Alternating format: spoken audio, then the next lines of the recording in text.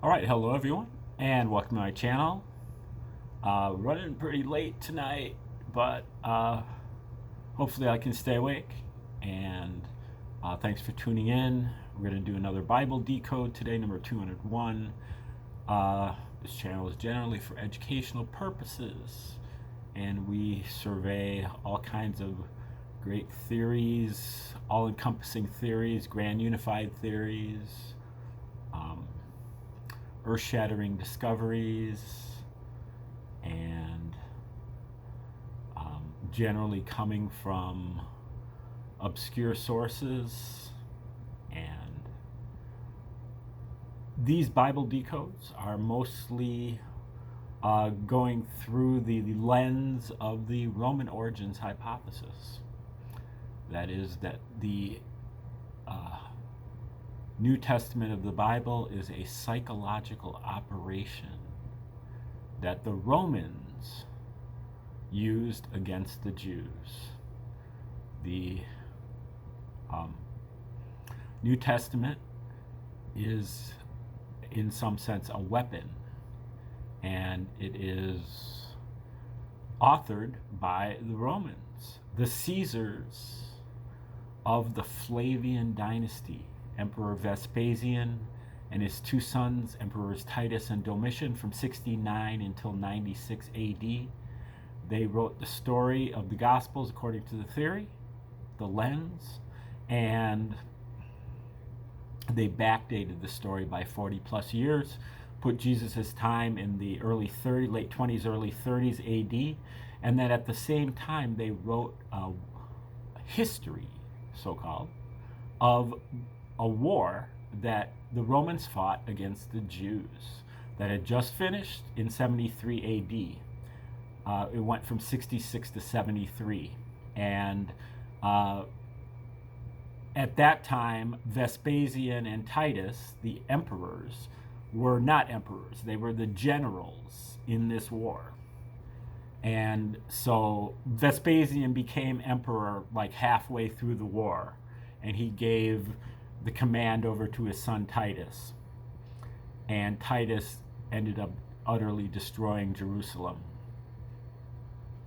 And as a result of this war and a bunch of wars before this, over the last 130 years, and many, many uprisings and revolutions and revolts and riots and terrorist attacks, the Romans were pretty tired of dealing with the Jews. The Romans had dozens of other nations and tribes under their umbrella, but the Jews were the hardest to deal with. They were the most high maintenance. And so, and that a lot of that was because of their separatist ideology, their monotheistic God who was jealous and zealous, and also was obsessive compulsive disorder, and had a smoking addiction to animal fat. And so he imposed all of these different rituals onto the Jews that they had to comply to stay kosher. You know, the food laws, the sanitary laws, the stricture against graven images, the steps for animal sacrifice, and the Sabbath. And all of these things made the Romans made the Jews harder to deal with than for the Romans. And so they also followed prophecy from the Old Testament, and they believed that a Jewish Messiah was on his way. And they saw this Messiah as a military commander who would help them throw out the Romans. That's what they were waiting for. And in 66 AD, when the Jews revolted in Jerusalem, there were really three self-proclaimed Jewish messiahs who were part of that revolution that lasted at least long enough for Emperor Nero to call in General Vespasian to quell the revolt. And they were all dealt with harshly, obviously, and the Romans ended up destroying the Jews, but it took a long time and it took a lot of resources. And so that's why the Romans reached into their bag of psychological operation tricks and decided to write a story of a Jewish Messiah who instead was a Prince of Peace and believed in rendering unto Caesar what is Caesar's, walking an extra mile with this Roman soldier's pack, turning the other cheek to oppression, and believing that the Roman centurion slave owner had the greatest faith in all of Israel, and requesting that his God forgive the Romans, while at the same time taking a direct hit at the Jewish rituals by overturning the tables outside the money changers outside the temple, and berating the Jews who were out there selling small animals for the sacrifice. This is who Jesus is attacking, the Jews. So almost as if it was written by the Romans.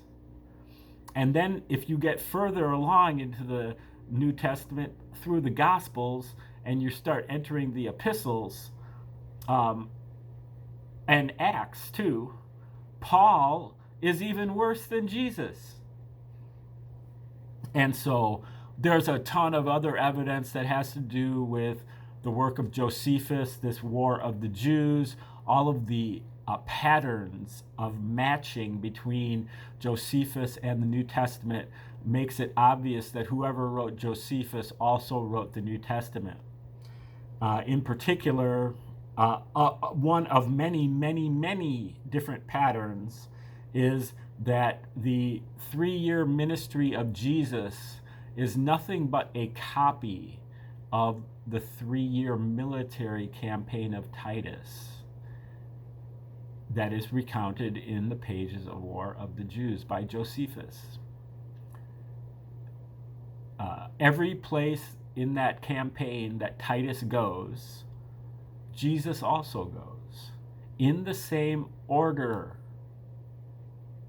And they encounter parallel events at each location that are spaced at 40 years apart.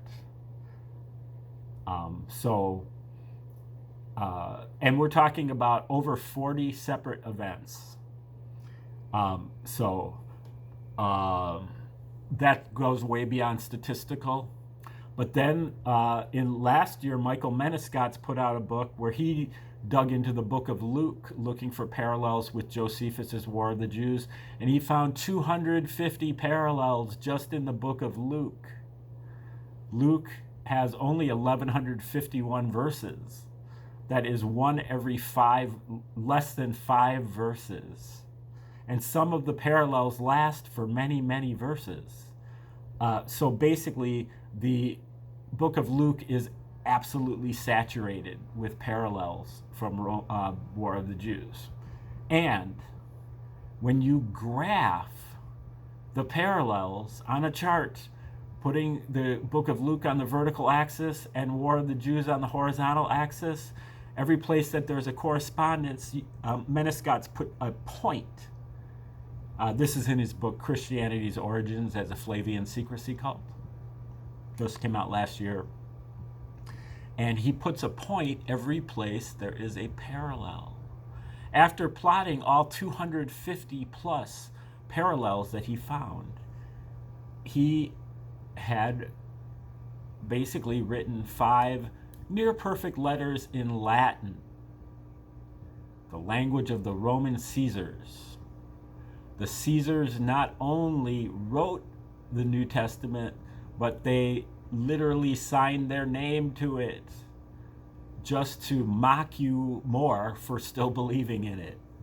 And that is what mostly goes on in a lot of these different parallels and these different codes and these different word games that the Romans are playing with the Gospels, is a whole lot of mockery and ridicule, and even some, I would say, accusations. So we've gone all over that over the last 150 or so videos.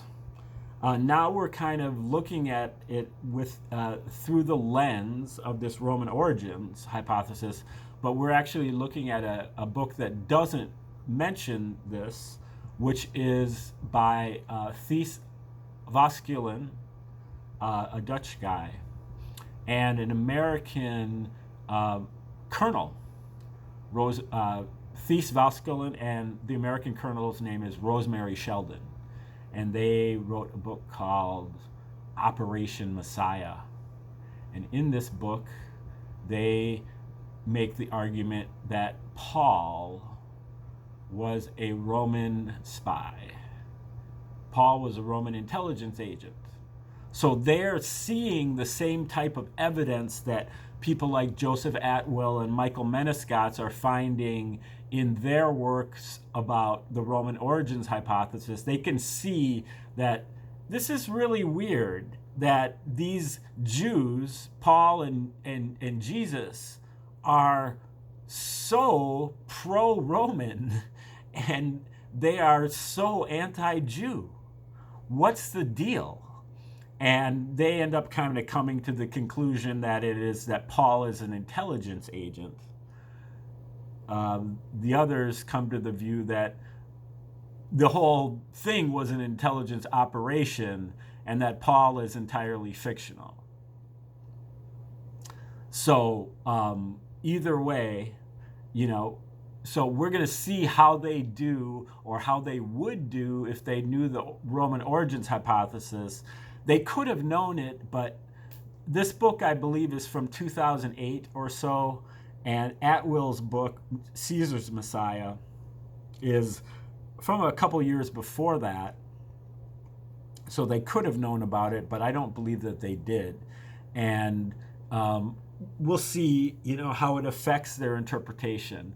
And or if this interpretation holds more weight, or if it sheds light on the other. Either way, we're in the first chapter, and we've come upon a section that is called Roman Internal Security. None of these groups appeared full-blown in 66 CE.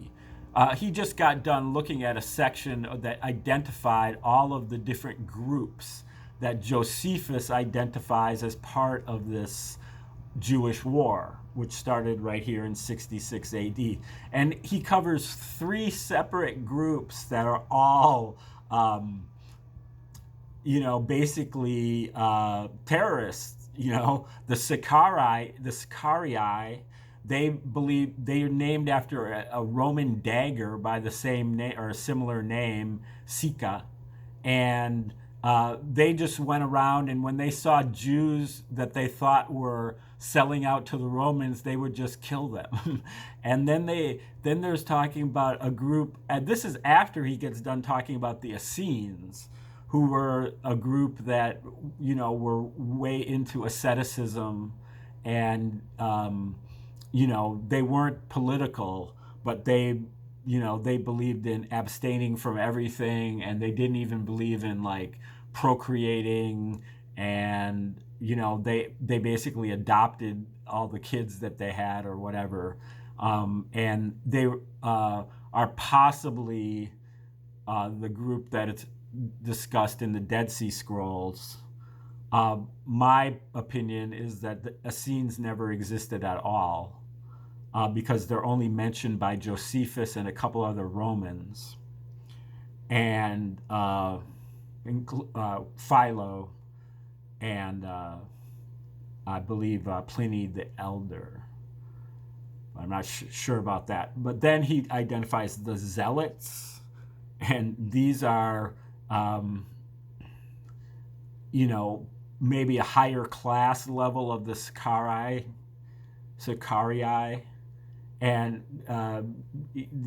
they kind of look at them in kind of like a Robin Hood type of group, who they're not just indiscriminately killing Hellenized Jews.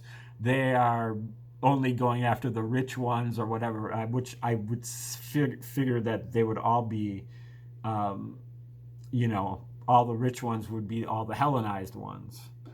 But anyway, then he talks about this third group that are the bandits. So we got the Zealots, the bandits, and the Sicarii.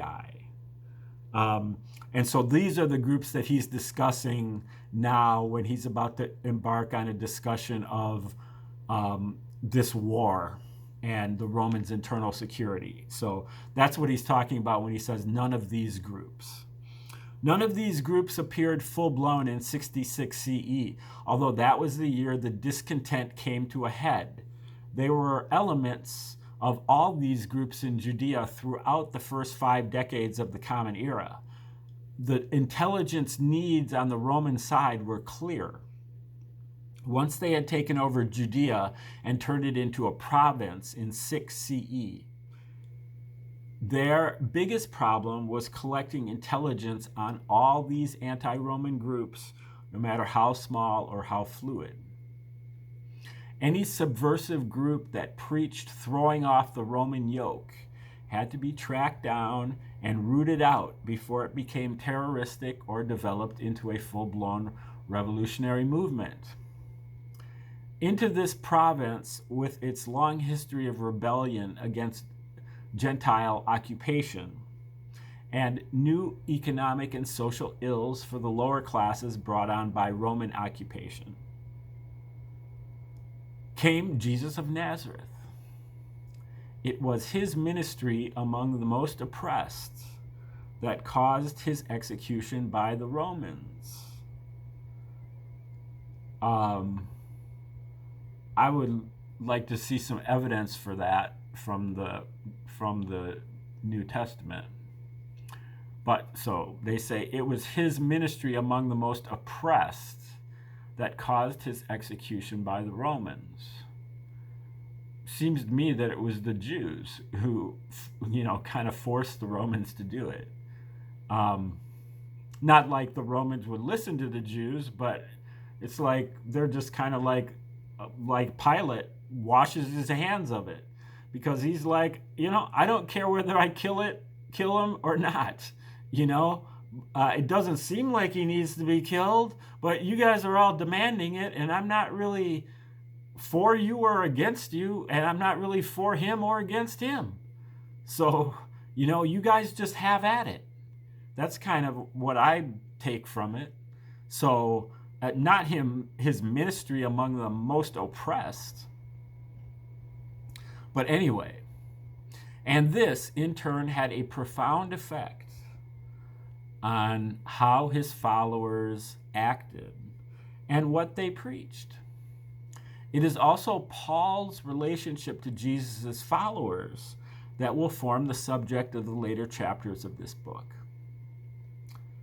Okay, that is the end of the introduction, and I noticed that there is not a footnote on this last paragraph there, even though there are a ton of other footnotes.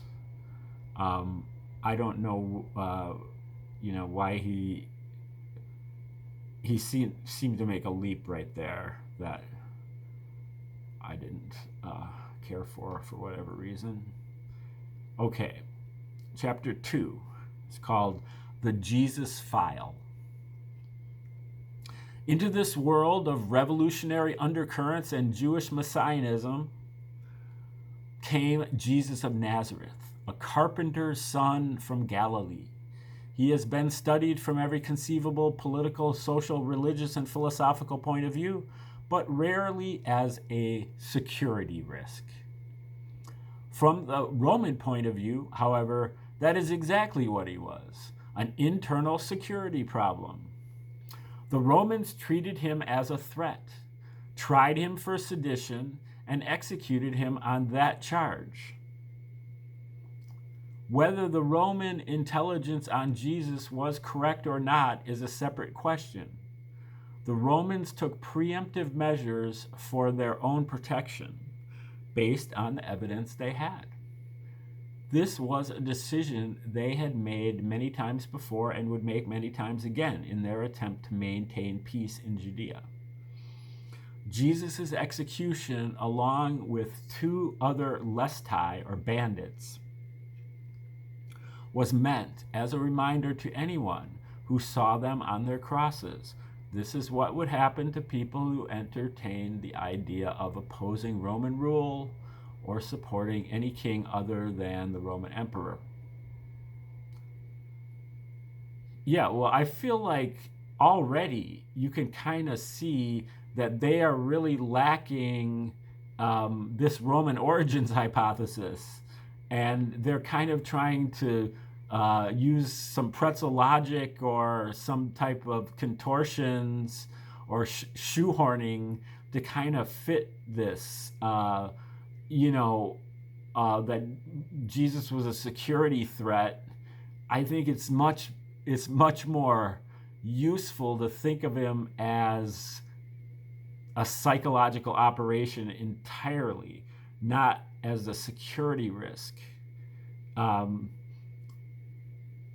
Because he isn't a security risk in that, you're not sure whether he's going to cause some type of mass, movement. Not necessarily like terrorists, because that's not really what he was talking about, but a kind of just a chaotic situation, maybe, or but he never posed any type of threat to the Romans other than just kind of his fame and his allure. And so you're going to end up getting maybe a lot of people in one place, like where he's feeding the 5,000 or whatever with the 2 fishes or whatever. But he never represents a threat to the Romans. The only time he's doing that is outside the Jewish temple.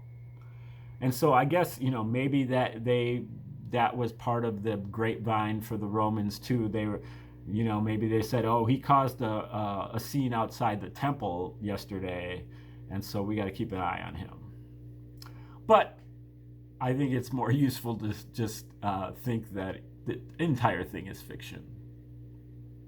So this section is called Who Was Jesus? Jesus first came on to the Roman political radar as a troublemaker from Galilee.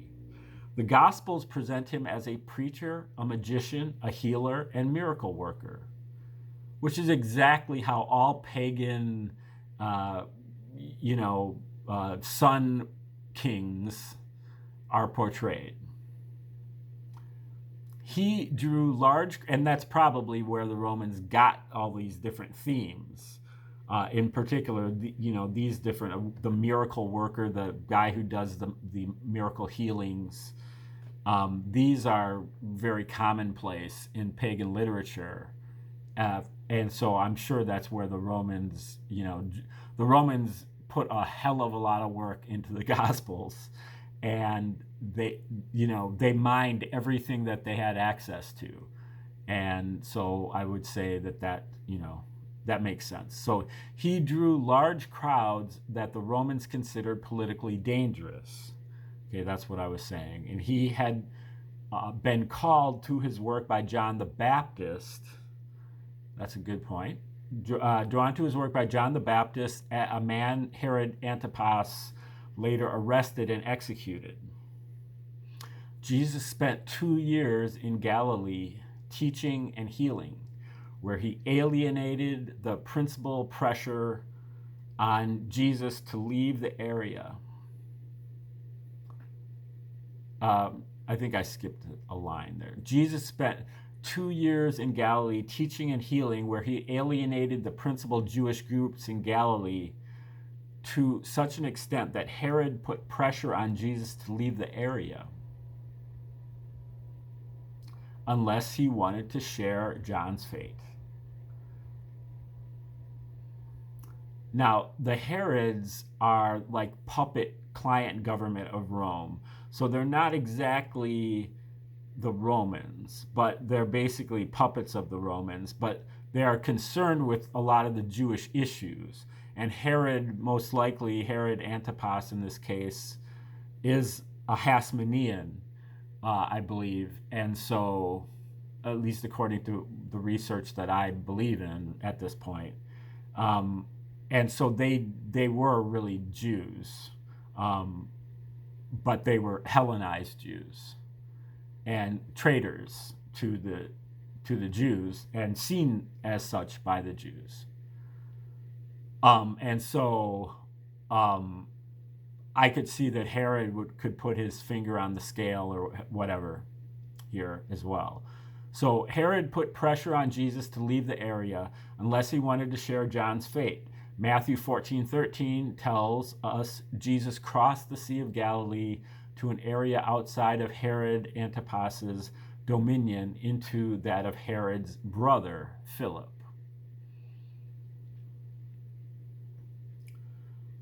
Roman agents in Galilee would have identified Jesus as a well-known social type of his time, a preacher and miracle worker who might have messianic claims and whose followers might be involved in subversive activities. Once it became clear that Jesus was headed south for Jerusalem, it would have been prudent for the Romans to monitor him and his followers in order to assess the threat they posed to the Roman order. The Romans did not have the kind of surveillance abilities we have today, but had they started a Jesus file, what information would it have held? The first job of Roman intelligence was to know its target.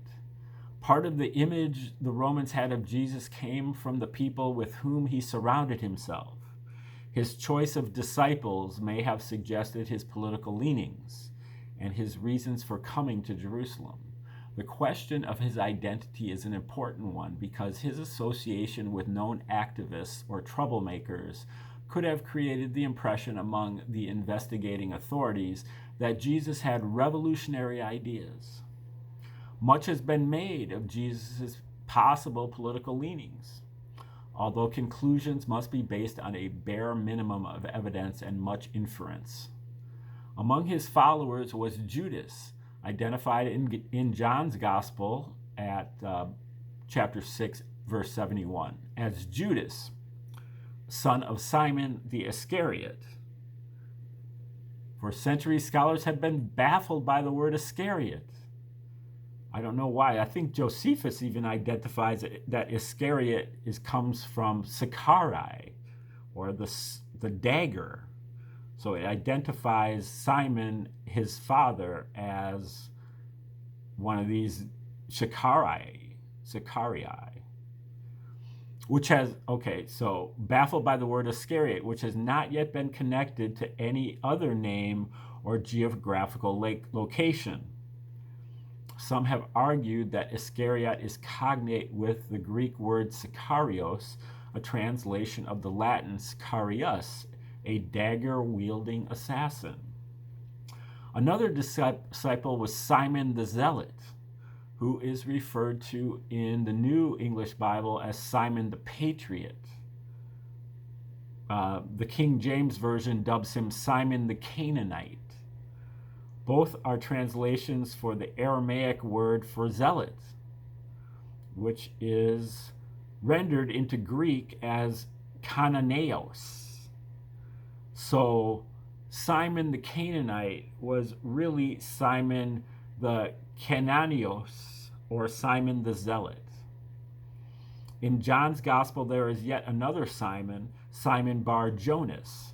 He is generally taken to be Simon, son of Jonas, even though the man's father is elsewhere identified as Zebedee.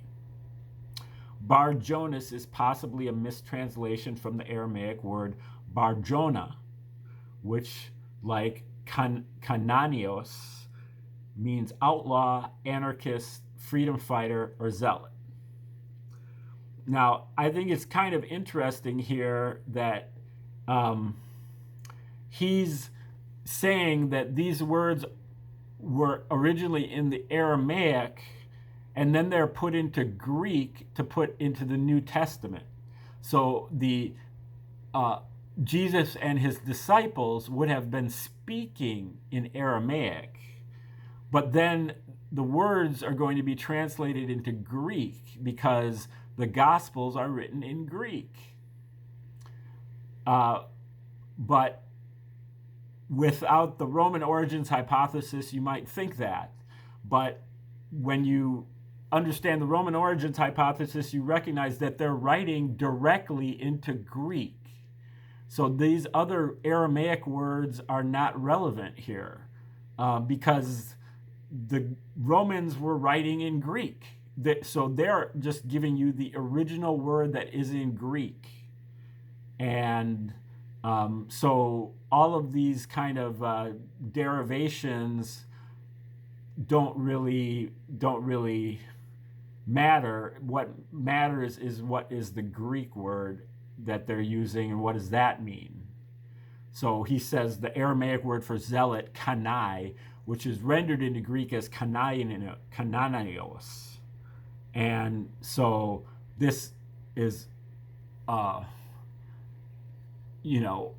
and before they were talking about Simon the Patriot or whatever as opposed to Simon the Zealot. I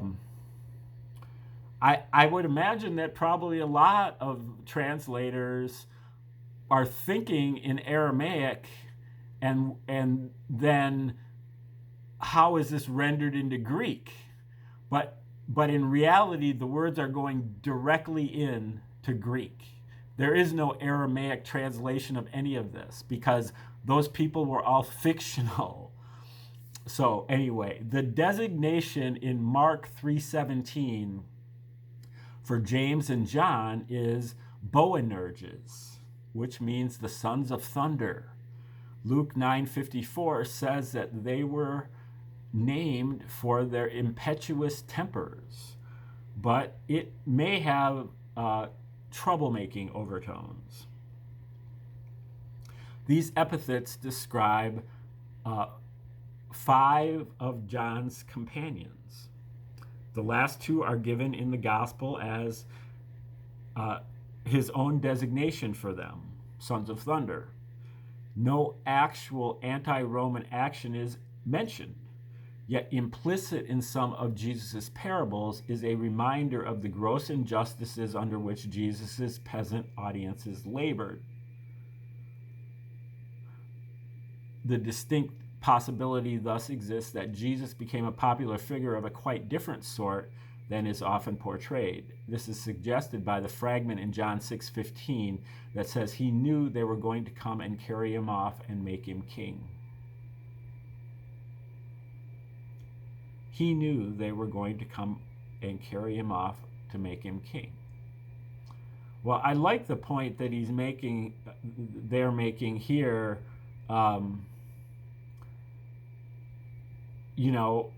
but when he's making parables and reminders of gross injustices, but those are really directed at the Herods. I know that the Herods are, clients of Rome,